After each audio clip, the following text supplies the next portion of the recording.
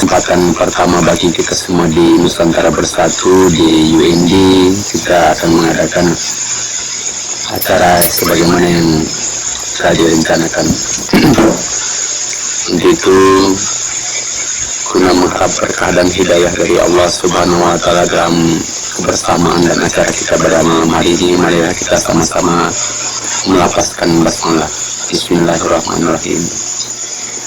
Selanjutnya, semoga acara kita ini akan mendapatkan berkahnya bagi yang menyampaikan dan kita semua yang mendengar. Untuk itu kepada Ustadz Yahya Yusrina kami persilahkan dengan hormat. Ya baik, mengaturkan banyak terima kasih kepada saudaraku moderator di Nusantara Charlie Hotel 021. A'udzubillahi minasyaitonirrajim. Bismillahirrahmanirrahim. Innal hamdalillah wa syukrillah bini'matillah. Asyhadu an la ilaha illallah wahdahu la syarikalah wa asyhadu anna Muhammadan abduhu wa rasuluh. Wa qala ta'ala fil Qur'anil Karim. A'udzubillahi minasyaitonirrajim. Bismillahirrahmanirrahim. Wala ta'kulu amwalakum bainakum bil batil wa tudlu biha ilal hukami litakulu fariqam min amwalin nas bil ismi wa antum ta'lamun. Al-ayah. Pertama-tama marilah kita panjatkan puji dan syukur kehadirat Allah Subhanahu wa Ta'ala. Alhamdulillahirabbil alamin, pada malam Jumat kita dipertemukan di Charlie Hotel 021 Nusantara untuk kultum pada malam hari ini. Mudah-mudahan apa yang saya sampaikan ini membawakan berkah buat kita semua. Salawat serta salam senantiasa tercurah kepada junjungan kita Habibana wa Nabiyana Muhammad sallallahu alaihi wasallam beserta keluarga, para sahabat, para pengikutnya, termasuk kita sebagai umatnya hingga akhir zaman. Izinkanlah rekan-rekan dimanapun berada, saya menyampaikan di dalam Al-Quran surat kedua Al-Baqarah ayat 188, yang mana barusan telah saya sampaikan. Bismillahirrahmanirrahim. Wala taqulu amwalakum bainakum bil batili wa tudlu biha ilal hukamil litakulu fariqum min amwalina sibil ismi wa antum ta'lamun. Al-ayah. Di dalam Al-Quran ini jamaah yang saya hormati menerangkan yaitu larangan memakan harta orang lain secara batil. Yang artinya, dan janganlah sebagian kamu memakan harta sebagian yang lain di antara kamu dengan jalan yang batil, dan janganlah kamu membawa urusan harta ini kepada hakim supaya kamu dapat memakan sebagian dari harta benda orang lain itu dengan jalan berbuat dosa, padahal kamu ini mengetahui. Nah, itu artinya ya.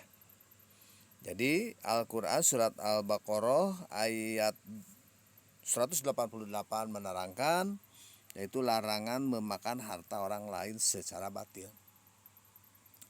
Nah, rekan-rekan yang berada di Nusantara Charlie Hotel 021 ini, jadi untuk mengawali firman Allah Subhanahu wa Ta'ala di dalam ayat ini, bahwa Allah Subhanahu wa Ta'ala ini secara jelas dan tegas ya melarang jamaah yang saya hormati, ya, melarang manusia memakan harta benda orang lain dengan cara yang batil. Begitu. Nah, untuk memahami maksud larangan inilah, maka jamaah yang saya hormati akan saya jelaskan secara lebih mendalam maka hal-hal apa saja yang terkandung di dalam urusan Al-Baqarah ayat ini. Kita lihat dulu jamaah yang saya hormati sebab musababnya turun Al-Quran ini. atau boleh dikatakan asbabun nuzulnya. Ya. Jadi asbabun nuzulnya dalam Al-Quran ini, Ibnu Abi Hatim ini telah meriwayatkan sebuah hadis yang mengenai sebab-sebab turunnya ayat ini. Jadi hadis ini jamaah yang hormat yang diterima dari Sa'id bin Jubair radhiyallahu an. Bahkan Sa'id berkata jamaah Ummul Al-Qais bin Abis dan juga yang lainnya mengatakan jamaah yang hormat ini yaitu terlibat pertengkaran mengenai persoalan kepemilikan tanah. Begitu jemaah. Nah, masing-masing jemaah yang sama mengklaim bahwa tanah itu adalah milik mereka. Nah, Umrul Qais berusaha dia mendapatkan tanah itu dengan bersumpah di hadapan hakim. Maka Allah Subhanahu wa taala jemaah menurunkanlah ayat ini ya kepada Rasulullah SAW ini sebagai peringatan kepada orang-orang yang bermaksud untuk merampas hak orang lain. Nah, ini asbabun nuzulnya jamaah yang saya hormati. Nah, sekarang bagaimana kata-kata kunci tersebut jamaah yang saya hormati? Jadi ada beberapa penggalan kalimat di dalam ayat yang sedang selami pada malam ini yang sedang kita bahas jamaah yang saya hormati ini terlebih dahulu yaitu guna mengantarkan kita pada pemahaman keseluruhan ayat ini. Bagaimana? Nah, penggalan kalimat yang dimaksud yaitu wala taqulu amwalakum bainakum yang pertama. Yang kedua jamaah bil batil. Jadi kalimat wala taqulu amwalakum bainakum, nah ini secara harfiah dapat dimanakan sebagai dan janganlah sebagian kamu ini memakan harta sebagian yang lain di antara kamu. Nah, kata memakan di sini jamaah di dalam ayat ini tidak hanya mengacu pada pengertian memakan sesuatu melalui mulut. Ya. Jadi kata memakan di sini di dalam ayat yang barusan telah saya sampaikan ini meliputi pengertian mengambil harta, mendapatkan harta, memungut, membelanjakannya, dan lain sebagainya. Nah, rekan-rekan dimanapun berada di Nusantara Charlie Hotel 021 ini. Jadi penggunaan kata memakan walaupun ini memiliki arti yang luas seperti telah dijelaskan, menyeratkan jamaah pula pada suatu pengertian yang khusus kepada kita semua. Jadi pengertian khusus yang dimaksud bahwa pada dasarnya ini prioritas utama jamaah yang saya hormati dari segala usaha manusia ini adalah ditujukan untuk apa? Untuk pemuasan hawa nafsunya. Orang itu kan tidak cukup 1, 2, 3 dan semuanya, akhirnya musuh udah. Nah, setelah pemuasan nafsu, lapar terpenuhi, jamaah yang saya hormati barulah beralih kepada pemuasan lain seperti apa? Memperbanyak harta, nambah kendaraan, kemewahan, dan lain sebagainya. Jamaah yang saya hormati, nah kita beralih pada kata bil batil. Bil batil ini secara harfiah, kata ini berarti dengan jalan yang batil. Nah, sedangkan pengertian bil batil di sini yang dimaksud jamaah yang saya hormati, ayat ini adalah setiap perbuatan yang tidak dibenarkan dan tidak disyariatkan oleh Allah Subhanahu wa taala, baik di dalam hal mendapatkan harta maupun jatuh Ustaz. Oke. Teroksid gak? Udah ya. Jamaah yang saya hormati, selanjutnya jamaah yang saya hormati ya, ada beberapa penggalan kalimat jamaah yang saya hormati di dalam ayat yang sedang kita bahas. Ya. Suatu makna yang mendalam dan luas.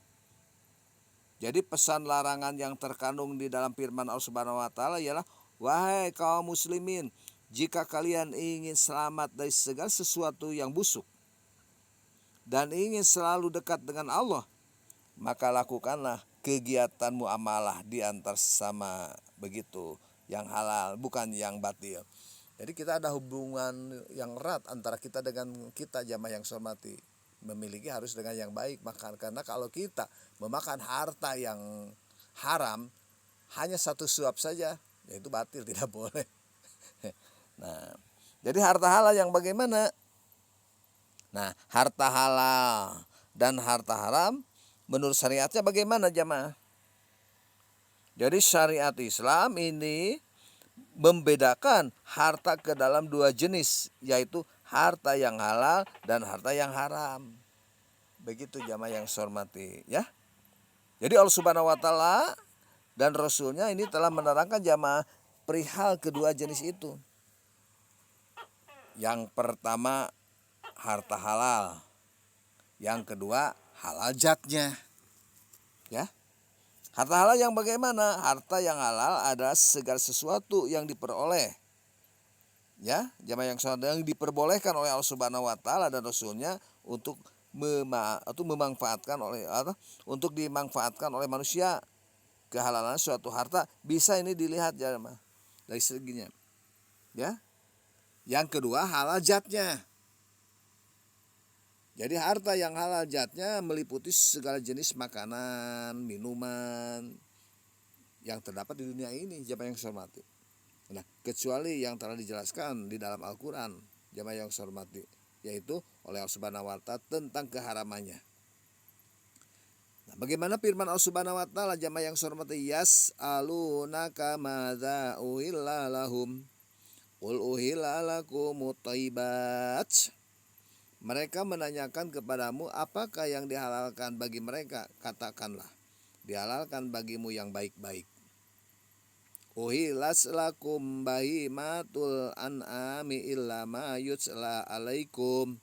Dihalalkan bagimu binatang ternak kecuali yang akan dibacakan kepadamu. Surat Al-Maidah jamaah. Jamaah yang saya hormati pada malam ini. Nah, sekarang bagaimana? Halal cara mendapatkannya. Harta yang halal bila dilihat dari cara mendapatkannya ini adalah segala sesuatu yang diperoleh dengan jalan yang diperbolehkan oleh syariat Islam. Harta yang diperbolehkan melalui warisan, harta yang diperoleh melalui zakat, harta yang diperoleh melalui perdagangan, harta rikas, atau harta karun yang terbenam dan lain-lain jamaah yang saya hormati. Ya. Maka Allah Subhanahu wa taala berfirman jamaah yang saya hormati mengenai harta yang diperoleh melalui warisan bagaimana? Kita lihat surat An-Nisa jamaah yang saya hormati ayat 7. Bismillahirrahmanirrahim. Lirijali nasibum mimma tarakal walidani wal aqrabun. Walinisai nasibum mimma tarakal walidani wal aqrabuna mimma qala minhu au katsura nasibam mafruḍa. Begitu. Jadi bagi laki-laki ada hak bagian dari harta sepeninggalan ibu, bapak dan kerabatnya. Dan bagi wanita ada hak bagian pula dari harta peninggalan ibu, bapak, dan kerabatnya. Baik itu sedikit ataupun banyak menurut bagian yang telah ditetapkan. Nah, ini tercatat jamaah yang saya hormati di surat An-Nisa ayat 7. Nah, jadi Allah Subhanahu wa taala ini telah menghalalkan harta warisan bagi manusia. Bahkan menjelaskan jamaah sebagian hukum dan aturannya di dalam surat An-Nisa ayat ke-7 tadi. Ini jelas dan gamblang jamaah bagi kita sebagai kaum muslimin bahwa harta yang diperoleh melalui warisan ini adalah harta yang halal. Ya. Nah, bagaimana firman Allah Subhanahu wa taala jamaah yang saya hormati? Khud min amwalihim shadaqat tutahhiruhum wa tujakihim. Nah, ini dari zakat. Ya.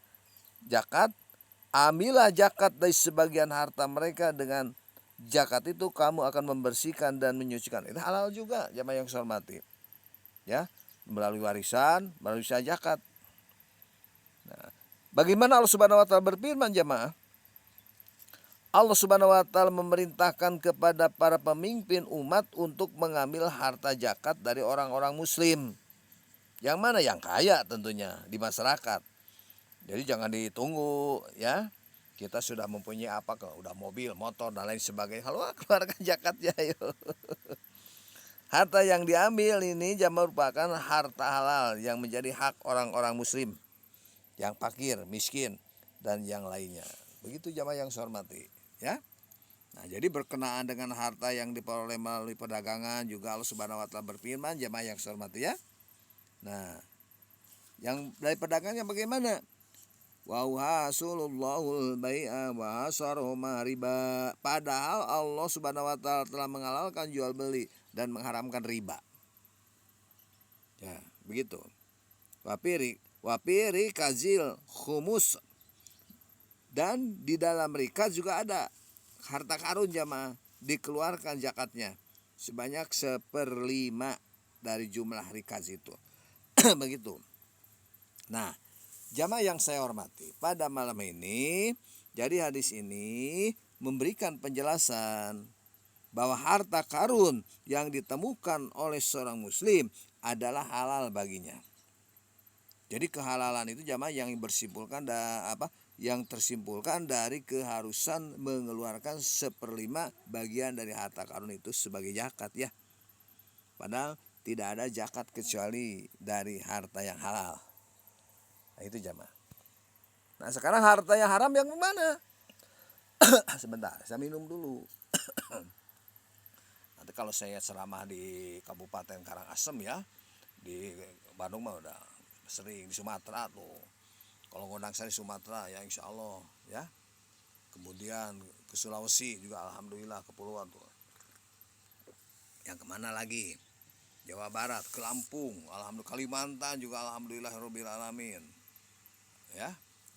Jemaah yang saya hormati, jadi harta haram yang dimaksud dengan harta haram ini adalah segala sesuatu yang dilarang oleh Allah Subhanahu wa taala dan Rasulnya bagi manusia. Jadi harta yang haram, jemaah yang saya hormati, ini digolongkan menjadi 2 juga.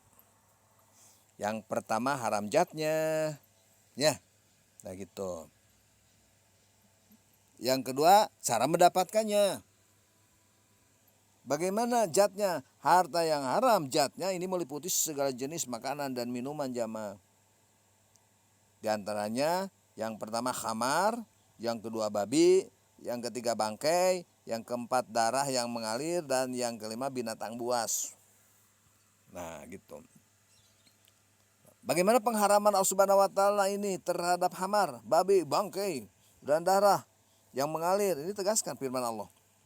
Ya ayyuhalladzina amanu innamal khamru wal maisir wal ansab wal azlam rijsun min amali syaitan fastanibu la'alakum tuflihun. Begitu kan? Nah, ini surat Al-Maidah jamaah. Wahai orang-orang yang beriman, sesungguhnya minuman khamar, berjode, berkurban untuk berhala, mengundi nasib dengan fana adalah perbuatan keji yang termasuk perbuatan setan. Maka jauhilah perbuatan-perbuatan itu agar kamu akan mendapatkan keberuntungan. Begitu jamaah yang saya hormati. Dan selanjutnya jamaah yang saya hormati, di dalam Al-Quran Allah Subhanahu wa taala berfirman, qul la aziddu fima uhiya ilayya muharrama ala ta'imin yat'amuhu ila ayakuna maitatu aw da'am masfuhan aw lahman hinjirin fa innahu rijsun afiskon uhila li ghairillahi bihi. Begitu. Katakanlah tiadalah aku peroleh di dalam wahyu yang diwahyukan kepadaku sesuatu yang diharamkan bagi orang-orang yang hendak memakannya, kecuali kalau makanan itu bangkai atau darah yang mengalir atau daging babi, karena sesungguhnya semua itu adalah kotor, atau binatang yang disembelih atas nama selain Allah Subhanahu wa taala. Nah, ini tercatat jamaah yang saya hormati di dalam Al-Qur'an surat Al-An'am ayat 145. Ya. Nah, sedangkan mengenai binatang buas, Rasulullah SAW bersabda, aklu kuli dinabi minasibai haram. Memakan semua binatang buas yang bertaring adalah haram. Nah, di dalam riwayat lain jamaah Ibnu Abbas radhiyallahu anhu berkata, nah Rasulullah sallallahu alaihi wasallam an akli kuli dinabin minasibai wa angkuli di mihlabim minataib. Rasulullah SAW melarang jamaah memakan semua binatang buas yang bertaring dan semua burung yang bersakar. Jamaah yang saya hormati, pada malam hari ini yang berada di Nusantara Charlie Hotel 021. Selanjutnya haram cara mendapatkannya. Yang bagaimana? Yang termasuk harta yang haram dilihat kita dari cara mendapatkannya. Ini adalah setiap harta yang diperoleh dengan jalan yang batil seperti harta dari hasil penipuan, harta dari hasil curian, harta dari hasil riba, harta dari hasil riswah, dan lain-lain jamaah yang saya hormati. Ya. Nah, surat Al-Baqarah ayat 188 yang telah saya sampaikan tadi ini secara khusus jamaah menjelaskan tentang larangan mendapatkan harta dari hasil riswah. Yang dimaksud dengan riswah yaitu mengeluarkan harta dalam bentuk uang atau selainnya untuk diberikan kepada hakim sebagai suap. Suap ini yang dimaksudkan agar hakim berpihak kepadanya atau memenangkan perkara yang di pengadilan. Jadi orang tuh gitu. Itu riswah namanya. Jamaah yang saya hormati, kandungan ayat ini Allah Subhanahu wa taala ini memberikan peringatan kepada kaum muslimin agar tidak memakan harta orang lain dengan cara yang batil. Selain haram, perbuatan tersebut ini sangat merugikan orang lain karena melibatkan tindakan merampas hak orang lain. Jadi salah satu upaya untuk memperoleh harta dengan cara yang batil adalah kita membawa urusan harta ke pengadilan, namun dengan maksud merampas hak orang lain, begitu. Itu namanya riswah, tidak boleh. Begitu jamaah. Nah, upaya ini jamaah kemudian dapatlah melipatkan riswah dan atau menjauhkan bukti-bukti serta argumentasi palsu untuk mempengaruhi putusan pengadilan. Karena itu jamaah yang saya hormati, dengan tegas Allah Subhanahu wa taala melarang membawa urusan harta benda kepada hakim apabila niat yang mendorongnya adalah batil. Begitu jamaah. Nah, berkenaan dengan masalah memberikan argumentasi atau bukti-bukti palsu di depan hakim, nah ini terdapat sebuah hadis jamaah yang mati yang bersumbernya dari Ummu Salamah. Bagaimana Rasulullah SAW mengatakan, la'anallahu rasi wal murtashi fil hukam. Allah melaknat orang yang menyuap dan yang menerima suap di dalam urusan hukum pengadilan. Nah, perbuatan riswah jamaah ini akan sangat mempengaruhi kebijakan seorang hakim di dalam membuat keputusan terhadap perkara yang sedang ditanganinya. Begitu. Ya. Nah, seorang hakim harusnya melakukan proses peradilan dan hukum dengan suatu pertimbangan yang benar dan adil.